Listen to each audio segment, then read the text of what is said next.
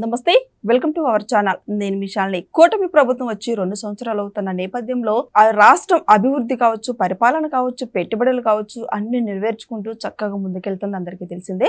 అయితే టిట్కో ఇల్లు కూడా గ్రీన్ సిగ్నల్ ఇచ్చింది ఈ కూటమి ప్రభుత్వం. మరి ఇంకా ప్రజలకి ఇంకేం కావాలి? ఇవే కదా కావాల్సింది ప్రజలకి.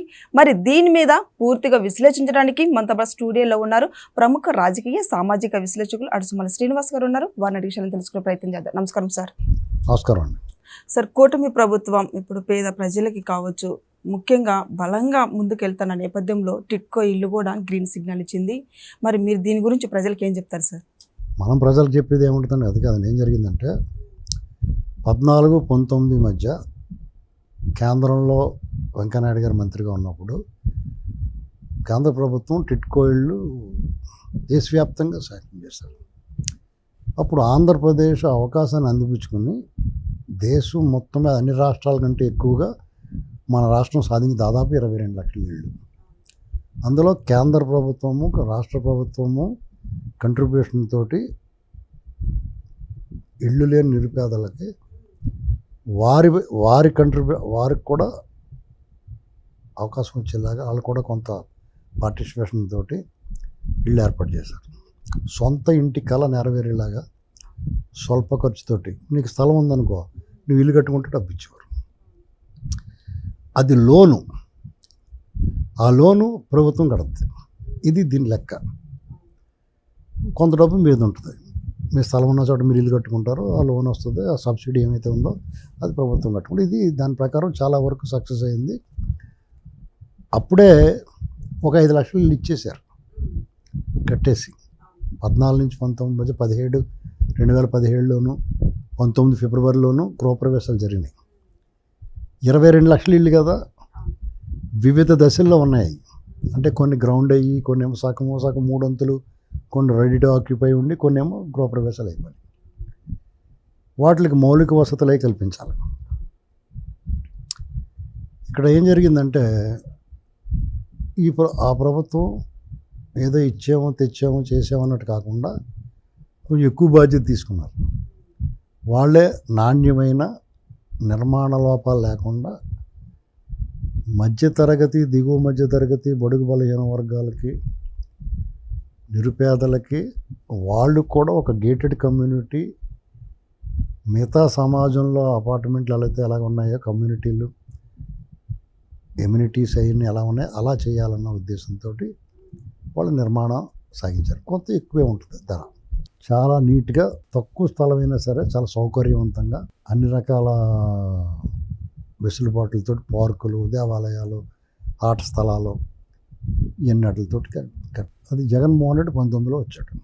అతను రాకముందు ఏం చెప్పాడంటే, మీరు ₹1 కడితే చాలు ఇచ్చేస్తాం అంటే, ఇచ్చిన కాడికి ఇవ్వగా మిగతా వాళ్ళందరూ మీరు ఇంకేం రూపాయి కట్టకుండా, జగన్మోహన్ రెడ్డి వచ్చిన తర్వాత మీకు అంత ఫ్రీ అన్నట్టు.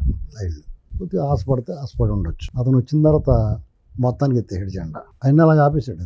పిచ్చి మొక్కలు మొలిచేసినాయి. సగం పూర్తయి 3 అంతులు పూర్తయి రెడీ టు ఆక్యుపై ఉండి చెదలు పట్టేసి, చెదలు పట్టకపోయినా గ్రీన్ కలర్గా నాచది పట్టేసింది. వర్షాలకి, ఎండకి, వానకి తడిసి నిర్మాణం సగంలో ఆపితే ఏమవుద్దంటే నిరుపయోగం అయిపోద్ది. చాలా ఎంజాయ్ చేశాడు. తర్వాత మళ్ళీ ఈ లబోదీపంని గోల పడలేక కొన్నాటికి వాళ్ళు రంగులు వేసేసుకుని ఇద్దాం చూశాడు. ఎమ్యూనిటీస్ అక్కడ మౌలిక వసతులు కల్పించలేదు, కరెంటు, నీరు ఇలాంటివి. ఇతను దీని మీద మళ్ళీ లోన్ పెట్టుకుని ఆ డబ్బులు తెప్పించాడు. ఈ లోరీలు కట్టాల్సి వచ్చింది. ఇలా చాలా, అంటే లోతుకి వెళ్తే గుండెలు అదిరిపోయి వ్యవహారం చేశారు. దరఖాస్తు చేసుకున్న వాళ్ళు ఉంటారు, ఇల్లు శాంక్షన్ అవ్వకుండా శాంక్షన్ కోసం దరఖాస్తు చేసి 10 కట్టి ఆ డబ్బులు కూడా తెప్పించాడు. ఇప్పుడు వీళ్ళు వచ్చిన తర్వాత ఇస్తున్నారు వెనక్కి కొంతమంది ఇల్లు రాని వాళ్ళకి. వీళ్ళు వచ్చిన తర్వాత ఈ 20 నెలల్లోనూ 5 లక్షల ఇళ్ళు పూర్తి చేసి అప్పచెప్పారు గృహప్రవేశాలు. మార్చి నెలలో ఇదొక 2.5 లక్షల ఇళ్ళు అనేటువంటి ఇదొక విజయం. మనం మార్చి నెలలో జరిగిన అచీవ్మెంట్స్, ప్రజలకు జరిగిన మేళ్ళు గురించి మాట్లాడాం కదా, ఇది కూడా యాడ్ అవుద్ది అందులో. మహిళా దినోత్సవం నాడు డ్వాక్రా రుణాలు, అన్నదాత సుఖీభావ, డిఎస్సీలు, ఆర్సెరాల్ మిట్టల్ స్టీల్ ఫ్యాక్టరీ, ఇలాంటి వాటిల్లోకి ఇది ఒకటి చేరింది. దివ్యాంగులకి బస్ ఫ్రీ, ఇలాంటి వాటిల్లోనే ఈ ఇళ్ళు కూడా జరిగింది. అసలు ఇది మొన్న ఈ 20 నెలల్లోనూ ఆల్రెడీ మొన్న అంతకుముందు నవంబర్ 25లో కొన్ని ఇచ్చారు. న్యూస్లో ఒక్కటి రాలేదు, ఒక్కడు మాట్లాడలేదు. మేమే కొద్దిగా గొణిగాం అంతే, మేము కూడా పూర్తిగా మాట్లాడలేదు. అంటే ఎలా ఉంటుందంటే తెలుగుదేశం పార్టీకి శాపం అనుకుంటాను అది. వాళ్ళు చేసుకున్నది బిగ్గరగా చెప్పుకోలేరు, చెప్పరు. చెప్పాల్సిన బాధ్యత ఉన్న వాళ్ళు నోటికి ప్లాస్టర్ వేసి కూర్చుంటారు. ఏదన్నా చిన్న గొడవ జరిగిందనుకో, వాళ్ళకి నష్టం జరిగింది ఉందనుకోండి, అవతల వాళ్ళు బిగ్గరగా అరుస్తారు, వీళ్ళు కూడా గొంతు కలుపుతారు. ఇది బ్యాడ్ శాపం, అది కర్స్. అది ఎప్పటి నుంచో స్టార్టింగ్ నుంచే అది వెంటాడుతూనే ఉన్నది. ఆ ఇళ్ల లబ్ధిదారులు బయటకు వచ్చే ఎంత ఆనందం, కళ్ళలో ఆనందం చూడండి. సొంత ఇల్లు అనేటువంటిది నీకు నీడ, ఎంత భద్రత. నువ్వు తిన్న పని ఇంట్లో పడుకుంటావు అంతే హాయిగా, అద్దెలు కూడా ఇవన్నీ ఉండవు. దీనికి ఆ లోన్లు గీళ్ళు వాళ్ళు ఎంత సఫర్ అయిపోయి 5 ఏళ్ళు. జగన్మోహన్ రెడ్డి చేసిన పాపం, ఆ పాపాలు అంతా ఇంత కాదండి. నీకు ఇల్లుకి శాంక్షన్ అయింది, నువ్వు లోన్ తీసుకుని నీ పేరును లోన్ తీసుకుని కడత మొదలెట్టారు, అది పూర్తి చేయలేదు, నీకు అప్పచెప్పలేదు. నువ్వు ఉన్న ఇంటికి అద్దె కట్టాలి, దీనికి లోన్ కట్టాలి. ఎంత నలిగిపోయి ఉంటారండి వాళ్ళు. అది అసలు అది తలుచుకుంటేనే వాళ్ళు ఎంత సఫర్ అయిపోయి అందరినీ తిట్టుకుని ఉంటారు వాళ్ళు. ఈవెన్ శాంక్షన్ చేసిన చంద్రబాబు గారిని కూడా తిట్టుకుంటారు. మనమే తప్పు చేసాం, ఆ పనివాడిని ఓడించి పనికిమాలినోడిని తెచ్చుకున్నామన్న విషయం గుర్తురాదు ఎవరికన్నా. ఇప్పుడు జనాలు మనకి ఎవడు బేలు చేస్తాడో, ఎవరు సమాజ హితం కోరతాడో వాళ్ళని వదులుకొని ఒక పౌరంభోగులను తెచ్చుకుని పెట్టుకుని మనం వీళ్ళని కూడా తిడతాం, అందరిని కలిపి తిడతాం, రాజకీయ నాయకులు మొత్తం అందరిని. ఎప్పటికైనా అట్ లాస్ట్ ఇవాళ వాళ్ళ చేతికి వచ్చినాయి, వాళ్ళు సంతోషంగా ఉన్నారు. అక్కడ చాలా జర్మన్ టెక్నాలజీ వాడని మైవన్ టెక్నాలజీ అంటారు దాన్ని. అంటే నాణ్యమైన నిర్మాణం విలువలు ఉంటాయి, అలాగే వేగవంతమైన నిర్మాణం ఉంటుంది. ఇప్పుడు మిగిలినవి కూడా చక్క పూర్తి చేసి ఇస్తారు. ఇదే టైంలో జగన్మోహన్ రెడ్డి ఇచ్చాడు కాలనీలు, జగనన్న కాలనీలు అని. అవి ఎలా ఉంటాయంటే, నేను మొన్న దూరం నుంచి చూసాను, కరెంటు స్తంభాలు మాత్రం పేతున్నాయి. ఏకంగా అమరావతిలో కూడా ఇచ్చాడు సెంటు భూములని, అక్కడ మీరే కట్టుకోండి ఇల్లు ఫ్రీగా, ఫ్రీ ఇసుక అని, అది రకరకాల విన్యాసాలు చేశారు. అవన్నీ అగ్గిపెట్టెలాగానే దీపావళి సామానం కాల్చుకున్న తర్వాత పెట్టెలన్నీ పేర్చుకుంటారు కదా చిన్నపిల్లలు ఆడుకుంటానికి, అలాగ ఉన్నాయి. ఆ సెంటు భూములన్నీనేమో ఆమ భూములు, ముంపు ప్రాంతాలు, మురుగు కాలువల పక్కన, ఊరికి దూరంగా అడవుల్లోనూ. సరే వచ్చిన వాళ్ళు సర్లే చచ్చినోడి పెళ్ళికి వచ్చిందే కట్నం వచ్చిందిలే, ఎంతో కొంతగా అమ్ము తప్పొచ్చు అనుకుని తీసుకుంటారు. వద్దంటారు, ఇటు పెడితే తింటారు, వద్దంటారు కదా. కానీ ఇచ్చివాడు కూడా ఆడు సొమ్మేం పొందాడు, బాబు సొమ్మేం కాదు కదా. అమరావతిలో భూములు ఇచ్చేసాడు, స్లమ్మలు తయారు చేయడానికి చూసాడు. కానీ ఇప్పుడు వీళ్ళు కట్టిన టిట్కో ఇళ్ళు ఎలాగున్నాయి, ఒక గేటెడ్ కమ్యూనిటీ. సమాజంలో మిగతా వర్గాలతో పాటు స్థలం తక్కువైనా గర్వంగా ఇది నా ఇల్లు అని చెప్పుకునేలా ఉంటుంది. ఇప్పుడు మీ ఇల్లు మురికి కోపం కింద ఉందనుకోండి, మీ స్నేహితులు ఉంటారు కదా, ఎవరి స్థాయి కాళ్ళ స్నేహితులు ఉంటారు కదా. నీ స్నేహితుల్ని ఇంటికి పిలవాలంటే నీ ఇల్లు శుభ్రంగా ఉండాలి, అడుగు పెట్టేలా ఉండాలి, అప్పుడే నువ్వు పిలవగలుగుతావు మా ఇల్లు రండి అని. ఆ వచ్చిన వాళ్ళు కూడా ఆ ఇల్లు చూసి నిన్ను చూసి గౌరవిస్తారు. నువ్వు ఎంత అందంగా ఉన్నా కానీ మీ ఇల్లు బాగోలేదనుకో, ఇదంతా పైన పటారం లోన పటారం రా అనుకుంటారు కదా సహజంగానే. మన స్నేహితులు చిన్నప్పుడు స్కూల్లో పిల్లలే.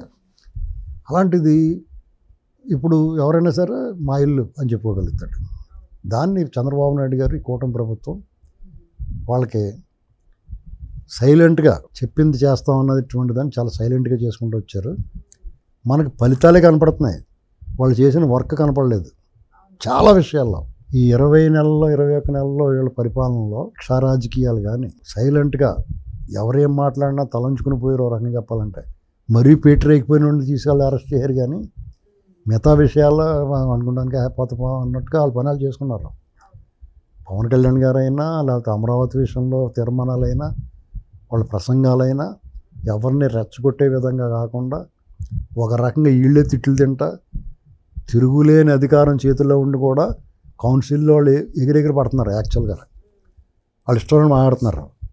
వీళ్ళు నిజంగా డీల్ చేయాలనుకుంటే ఏం చేస్తారనుకుంటున్నారు, కౌన్సిల్లో ఎగిరినోడు సాయంత్రం వాళ్ళ ఇంటికి వెళ్ళి ఇంటికి ఎగురుతున్నావు అంటే చాలు మొత్తం సెట్ అయిపోద్ది. అలాగే వంటలేదు. ధర్మాన ప్రసాదరావు గారు లాంటి వాళ్ళు, లేకపోతే బొత్స సత్యనారాయణ గారు లాంటి వాళ్ళు అర్థం లేకుండా మాట్లాడుతున్నారు. ధర్మాన ప్రసాదరావు గారు అయితే రాజధాని గురించి ఆయన ఏం మాట్లాడుతున్నాడు ఆయనకి తెలియదు. ఇక్కడ ఏం డౌట్ అవుతుందంటే వీళ్ళు అసలు ఇలాగే మాట్లాడతారా, లేకపోతే ఆ పార్టీలో ఉండడం వల్ల ఇలా మాట్లాడుతున్నారు అనేటువంటి సందేహం వచ్చింది. ఎందుకంటే సీనియర్ నాయకులు బొత్స సత్యనారాయణ గారు కానీ ధర్మాన ప్రసాదరావు గారు కానీ తీర్మానం చేస్తే అవ్వదో, ఇల్లు కట్టేడు అయిపోయిందా, ఇలాంటి మాటలు మాట్లాడుతున్నారు వాళ్ళు.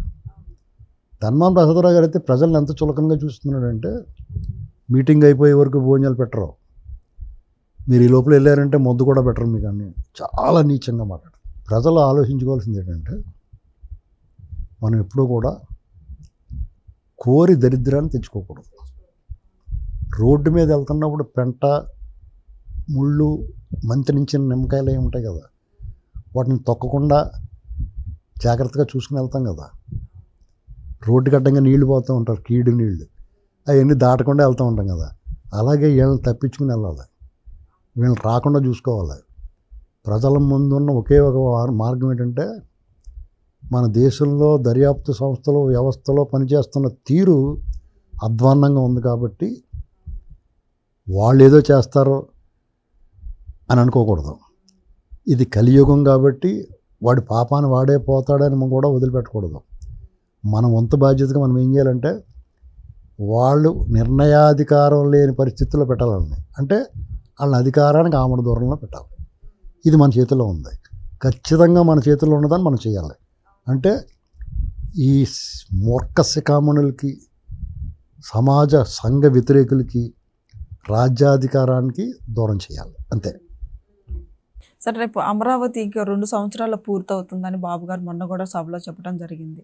మరి ఈ లోపు జగన్మోహన్ రెడ్డి గారు నెక్స్ట్ అధికారంలోకి 2029 నేను వస్తాను, చూపిస్తాను సినిమా అంటూ వ్యాఖ్యలు చేస్తున్నారు. ఏం జరుగుతుంది సార్? అంటే ఒక్కోసారి పరాకు మాటలు, పిచ్చి మాటలు వస్తాయి కొంతమందికి.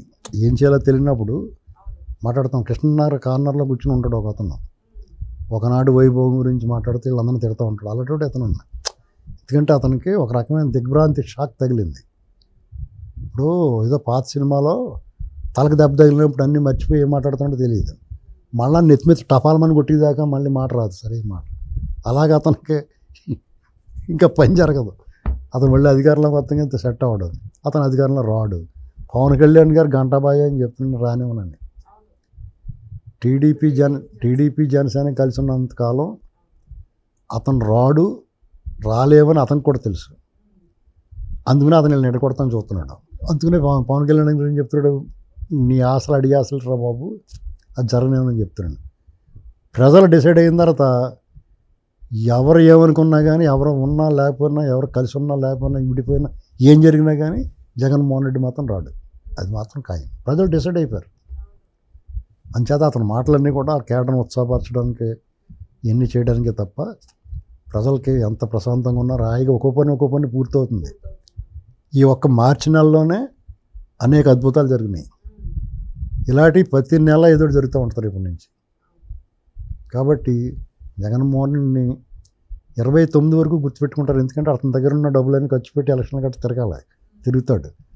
తర్వాత అతనికి కాళ్ళు చేతులు లాక్కోతే అతను కూడా తిరిగి వాళ్ళందరికైనా, వాళ్ళందరూ కూడా ఎందుకు వచ్చిన కూడా అని మానేస్తారు, లేదా ఏదో పాటలు సర్దుకుంటారు రానిస్తే. ఈ లోపల విజయసాయి రెడ్డి లాంటి గుంటనక్కలో మళ్ళీ ప్లేట్ మార్చి మళ్ళీ జగన్మోహన్ రెడ్డి తప్పక రారా బాబు మళ్ళీ గడ్డం అది పెంచి తెల్లగడ్డం అది నీ ఓటం వేసుకునిరా అంటాడు. ఆడికి సిగ్గులేదు కాబట్టి వచ్చేస్తాడు ఇన్ని మాటలు అన్నా కానీ. ఈసారి వాళ్ళు బొమ్మ పూర్తిగా మనకు తెలుసు కాబట్టి రోజు తిట్టడానికి జగన్ ఒకటే కాదు, ఈడు దొరుకుతాడు మనకి తిట్టడానికి. అర్థమైందండి? మనకు మంచి కాలక్షేపం ఉంది, మన ఎంటర్టైన్మెంట్ ఎంజాయ్ చేయాలి అంతే. కానీ వాళ్ళ అధికారం మాత్రం రారు.